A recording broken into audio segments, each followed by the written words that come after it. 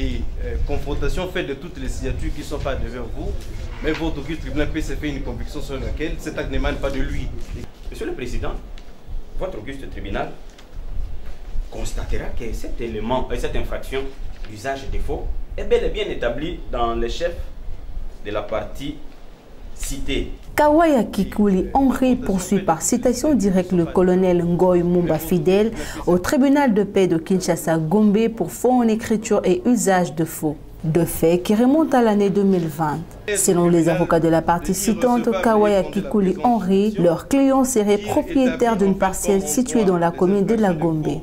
Une parcelle qu'il aurait acquise de suite d'une vente advenue avec son vendeur Mangala Hassani en 2008. Les avocats de la partie citante affirment que le cité Ngoy Mumba Fidèle aurait fait usage d'un acte de vente du 1er décembre 2019 qui serait intervenu entre lui et les citants.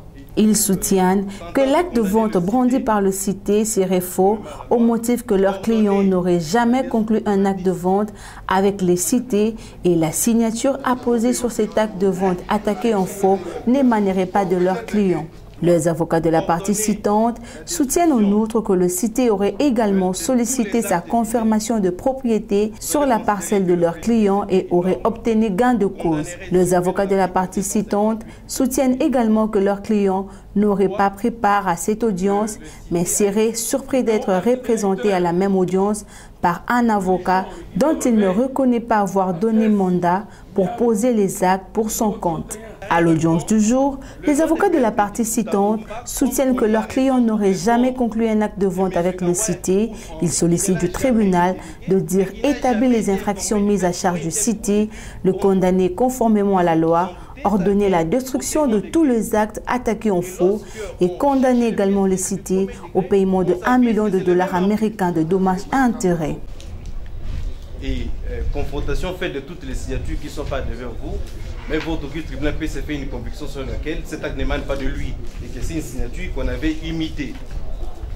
Plaise au tribunal de dire recevable et fonder la présente action, dire établi en fait comme en droit les infractions de faux en écriture et usage de faux mises en charge de cité sur pied des articles 124 et 126 du Code pénal, livre 2, et tout s'entendre condamner le cité conformément à la loi, ordonner la destruction de tous les actes visés. Vous allez considérer que le préjudice est énorme. Vous condamnerez sur pied de l'article 258 du Code civil, livre 3, le cité à une maudite somme de 1 million de dollars américains à titre évaluable en francs congolais pour tous les préjudices, frais et dépenses comme de droit. Nous avons dit et nous serons prolixes dans notre plaidoirie. Les avocats de la partie citée ne comparaissent pas. Le tribunal retient le défaut à charge de leurs clients. Le ministère public, dans son réquisitoire, sollicite du tribunal de condamner les cités à 5 ans de servitude pénale principale et au paiement de 900 000 francs congolais à titre d'amende. Monsieur le Président, votre auguste tribunal constatera que cet élément, cette infraction d'usage de faux est bel et bien établie dans les chefs de la partie citée. En conséquence, condamnera les prévenus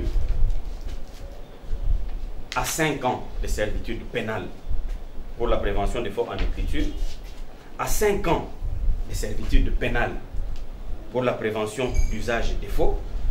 Votre auguste tribunal s'avisera à dire que les deux préventions sont commises en concours matériel et que seule la plus forte expression légale sera d'application, c'est la peine de 5 ans de servitude pénale principale. Le condamnera de ses chefs à une amende de 900 000 francs congolais, payable dans le délai légal sûrement, faute par lui de se faire, lui faire subir 15 jours de contrainte par corps. Monsieur le Président, votre auguste tribunal ordonnera la destruction de toutes les pièces décriées, les frais de la présente instance calculés à tarif plein à sa charge, et ça sera justice. Nous avons dit, Monsieur le Président. Merci. Après avoir entendu toutes les parties et le réquisitoire du ministère public, le tribunal clôt les débats et prend la cause en délibéré pour rendre son jugement dans le délai de la loi. les parties viennent nous poser les noms de plaidoiries au plus tard jeudi. Aujourd'hui mardi, au plus tard vendredi. Les suivants.